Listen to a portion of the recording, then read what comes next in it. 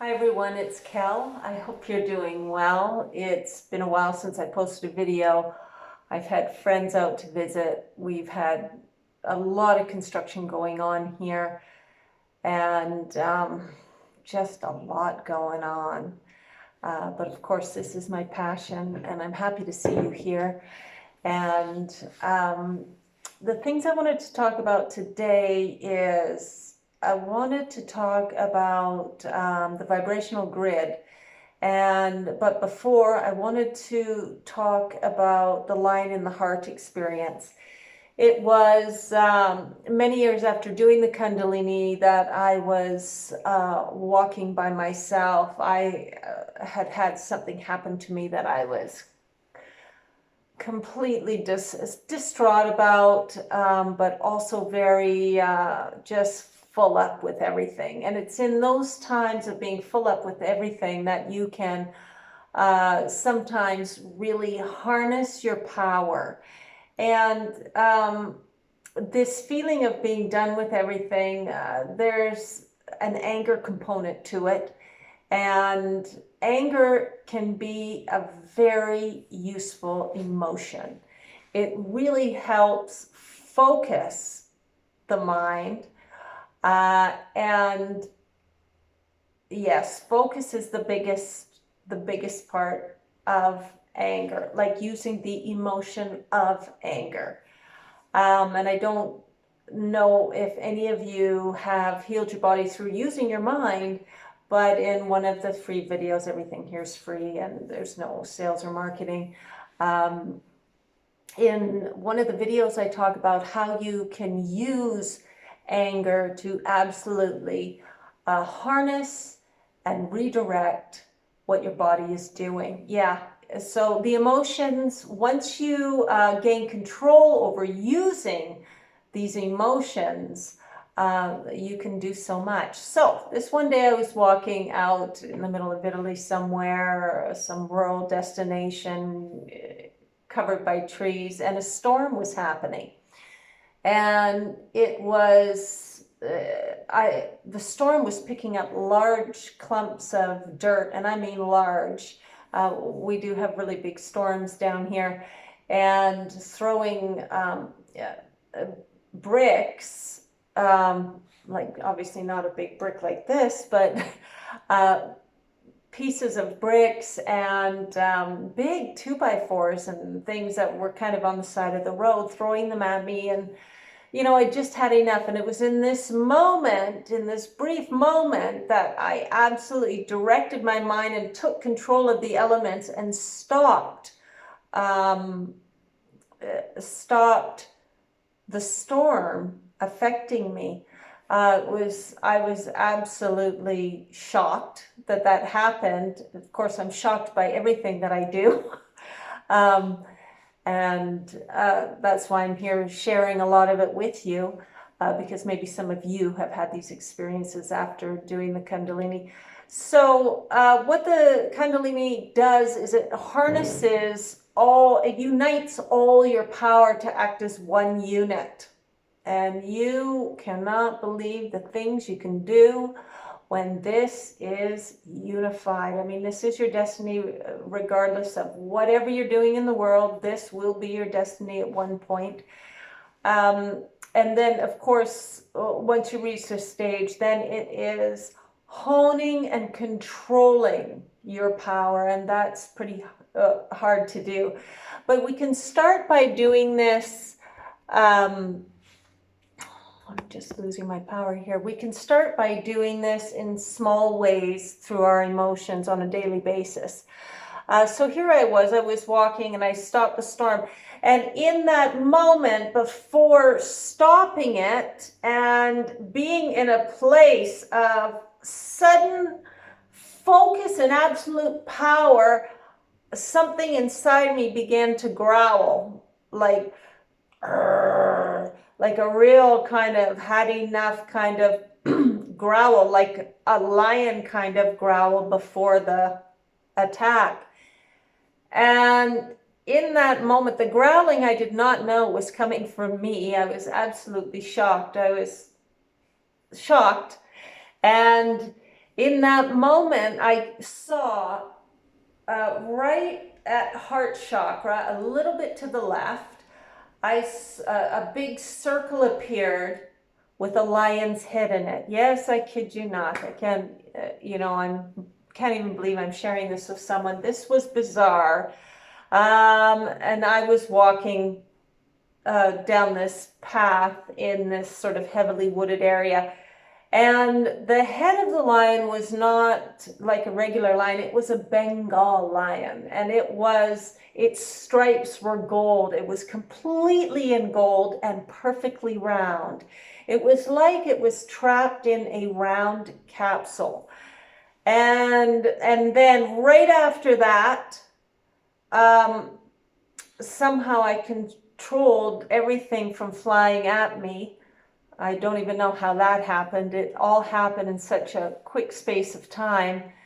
And then I continued on with my life. But it was, again, an interesting experience. And I just wanted to share this with you. Now, the strength and compassion or gentility of the Kundalini is energetically depicted by a lion and a lamb. But of course,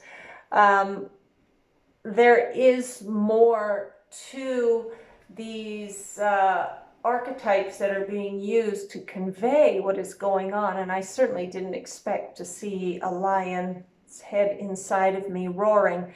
So there's a lot more going on than I would say meets the eye, the one eye. So today I wanted to talk a little bit about the Kundalini and gods and goddesses, because within the realization of the completeness of life after you when you experience the Kundalini, you become greatly aware of the truth. And through my experiences, I am learning that these gods are real. So that's pretty interesting coming from a former atheist. I was always talking about everything in energetic terms because I thought everything was completely personified, but there are many things that just are. And I think on one of the videos I mentioned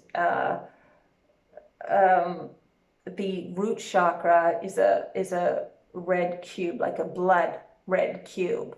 And I think I saw a video of someone talking about it, and they're going, yes, it's represented by a red cube. And I thought to myself, no, it is a red cube. And however much meaning you read into this, we will probably never know. But the fact of the matter is the root chakra roots itself and appears as a red cube. And then what flows out of it are two streams of what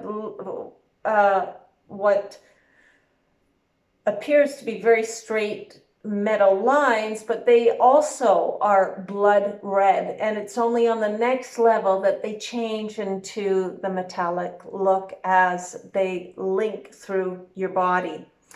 So within your body, there you have obviously a receptive vortex, and this vortex is growing along with your connection to all that is. And it's this vortex that is the key to everything. It is the key to everything.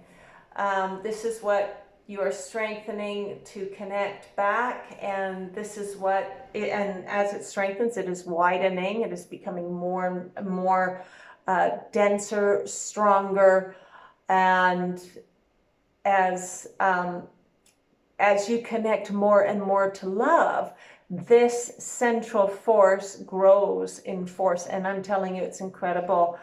I actually know someone who didn't do the Kundalini like I did, but he has worked on himself for since forever, and he's a very gentle person, very incredibly fit.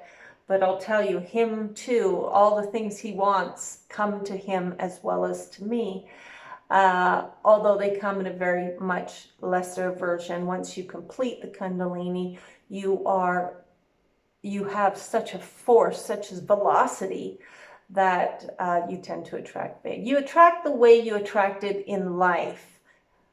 So if you were intense in life, and I used to be, you attract intense. If you attract in small ways, then you will attract in small ways. But nevertheless, you will be receiving bounty, because that's what the Kundalini brings. It brings more force. However, after the Kundalini, the problem will be, what do I truly want? And let me tell you, that will fragment you and bring you to your knees, because what is there to want? I mean, really, what is there to want except being with others? There's not much more. So to get your wings, which is your peak dove experience, and this experience takes you to the Father after you graduate. You have to marry each level of the being, which we've been talking about.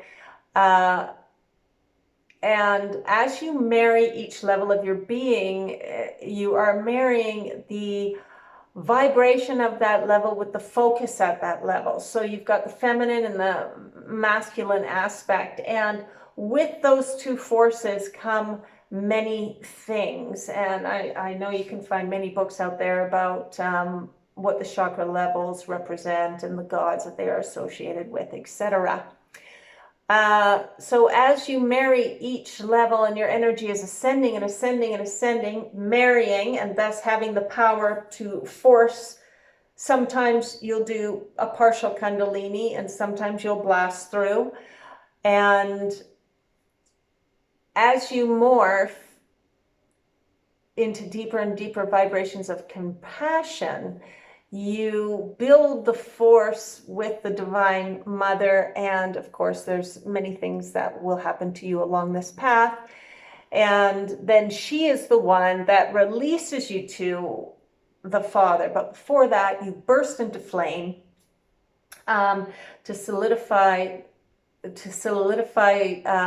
your soul. It's uniting all the tiny little aspects of soul to form one complete unity. And I do want to just talk about where we come from for a brief moment, because when I came out of the Kundalini and I went back to live with my parents for a brief time, at that time I was under a different way of seeing and a different vibration. It was a very difficult time for me, and it was really hard to try and stay in my body because I was so in love with everything else out there, and I'd been spending so much time getting out of my body. So various points during the day I would go in to rest myself and just pop out of my body so I could just relax a bit. And on one occasion when I did this, and remember I had been meditating very deeply, so it's not just meditation, my vibration was super deep, but I was slowly coming down. At one point I was out of my body and I noticed all this smoke that seemed to be alive that was coming towards me and kind of eating my vibration, like it was kind of like feeding off of parts of me, like it was just feeding on me, and I was kicking it away. My spirit was trying to kick it away, but it just kept coming back and kept coming back. And the realization that I had in that moment was, wow, this is where we've come from. This is where we started. This is, and there's more to say on this, but I just want to briefly say, this is where we started from, being this sort of free-floating carbon type material to amassing into human form. I mean, it has been such a journey for all of you without you maybe consciously knowing it, not just this life but other lives. And so congratulations that you're here. It is a never-ending cycle, the cycle of the circle, and that's what all these videos are about. They are all about one main thing, and that is the cycle of the circle. The cycle of the circle is building your body, and you are going to have the Kundalini at some point whether you want to or not. It's just the way it is. It's just the evolution. And I'm here talking about it because I pressurized my being to force the Kundalini to happen to me much sooner than it normally would have through many lifetimes. And you can do that too, of course. That's why I'm here, right? To help you. So as you go through, you hit the heart level, you burst into flame, and then you go through this level, which pretty much nothing happens that I was cognizant of anyways, and then boom, you've got the flames going in, the bird appears and circles around your crown chakra. Feels like a bird, looks just like a dove, like a tiny dove. You can't see it, it's going so fast, it's circling the crown. And what it actually is, it is your energy force that is doing this. It has gone through the mother, through the pituitary, and she is saying yes, because you have reached her level of strength. Love is strength. She is deep, deep, deep compassion. And you put that together with focus, which is the male force, and you have got something that travels really fast and can go through anything. That's right. Focus love can go through anything. And it can get you anything.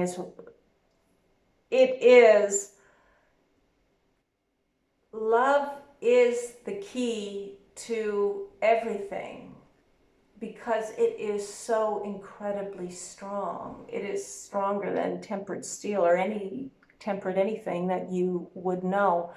So when you reach that level and your energy, she says yes, she releases you, dove comes, you're really burrowing a hole to the next level, and then your energy blasts through and it goes to the Father Force to meet your maker, the creator. And then of course the rest is history. You see every life you've ever lived as you travel back to this earth, because that level of love cannot be sustained on a daily basis or even on a minute-to-minute basis. I mean, that's strength. That is a lot of strength, the focus and the love that the Father has. And he has learned that through his relationship with the mother, but we won't get into that right now. So once you receive this, you enter into the next realm, and this whole flow of energy is symbolized by the hexagram, which is the mother and the father principle. So you've got the father principle and the mother principle both going in different directions, and then their forces together are united. And when their forces are united, that's when the power roots and then boom goes flying back. You've got what you came here for. You came here to unite your soul. You came here to build power and become greater than you were before. You're doing it anyways, but the Kundalini can really action pack it all. Okay, so the one thing I want to talk about today was the grid of energy, and that is the gods and goddesses. And from my experience, they're all actually very much alive, and like very much alive. And if we look at religions, we compare them to the things that we know, we can see that the angels tend to resonate in the center of the flow. In the center of the flow. And then you have, if you, Greek or sometimes Hindu, you'll see that you get the pairs of opposites. So you'll have a father force there and a mother force there, and the two pair together to get the one. But as you go in this direction outwards, when you're getting more and more dysregulated or misaligned, you go into different renditions, different spheres of energy, and it's from this center point, which is always relative to you, outward, that you encounter all sorts of different forces and energies. And it isn't just outward this way, but it's also this way. So you are mirrored. Your energy is, how do I say this better? The force that's going this way is mirrored this way. So when you are lessening in life energy, your energy force goes down and it is drawn into different renditions of God that are opposite of the life energy. So the life energy is going this way, and how do you say this? Devolution? Devolution is going that way. And of course, that happened to me when I had first moved out here, and I was berating myself for leaving my life to come out here and go deeper into what it means to be human, etc., because I'm fascinated by this. And that's when the devil came to me, because I had devolved so much, and self-criticism, self-loathing, all these things take away from your life energy. They shrink your life energy. So, but you can grow it again. Everything is vibration. Everything is vibration. And you amass your vibration, you shrink it, you amass it. And then, of course, you really want to amass and you want to maintain it. You want to maintain the mass. You want to build the mass and you want to maintain the mass. So you want to go through the levels of the Kundalini and then you want to maintain it. It was really interesting when I look at, because I really do believe I'm Hindu, but, you know, I'm in love with every religion. But when you do look at the Hinduism, you notice that the Hindu gods seem to have the abilities and symbols that are similar to the archetypes of the zodiac. So there is a link there. And of course, here on this channel, we will be talking about the zodiac and medical astrology, because it's all designed to help you understand where you're at on this grid system and how to build it and how to get more life, how to expand your being, and how to maintain it. So we're talking about the chakras, but it is the organs that also play a part in the movement through the chakras. The organs, and even before the organs are formed, there are the energies that form the organs, and each of them has an archetype. And these archetypes have been created for us so that we can find our way. And our way is nowhere out there, it's here, it's right here. And yet our words, thoughts, and deeds build our bodies and our minds. Remember, mind is not just in the head, it's all throughout the body. And so we are building our mind, and we are building our receptive force. The receptive force is really the teacher.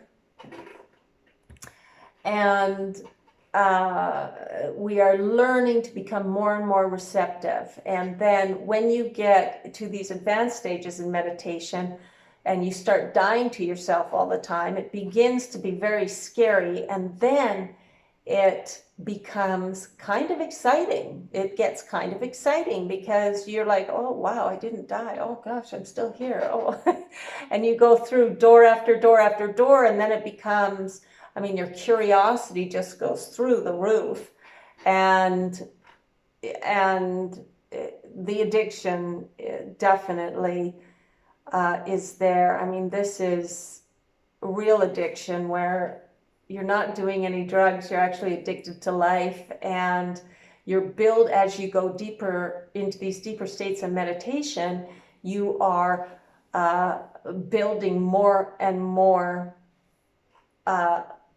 levels of life. It's very exciting. Of course, I don't want you to devalue the life you're living. That plays a super significant part as well, because we need to reach out in the world to strengthen ourselves, and we need to reach within ourselves to strengthen ourselves. It is a two-way street. So I think I'll cut this video short because it's getting kind of long, but I did want to talk to you about the grid system. And the important thing to know about this grid system is it is all relevant to your center. It is all relevant to where you are at right now. And it doesn't matter where you are in the grid, where you are in here. What does matter is where you want to be.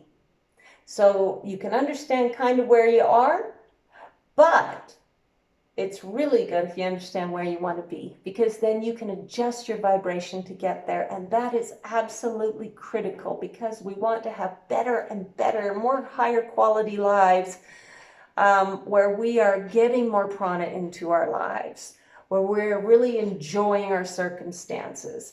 And we can do this by aligning our mind and our emotions together. So working with our emotions through working with our mind, the two are interchangeable, of course, and we can create our lives from the inside out. So that the whole key thing here, God's, goddesses, you, is relevancy. Relevancy is the key. All right, I hope you enjoyed this video, and thanks for watching, and I hope you have a great day wherever you are, and I'll see you next time. Bye.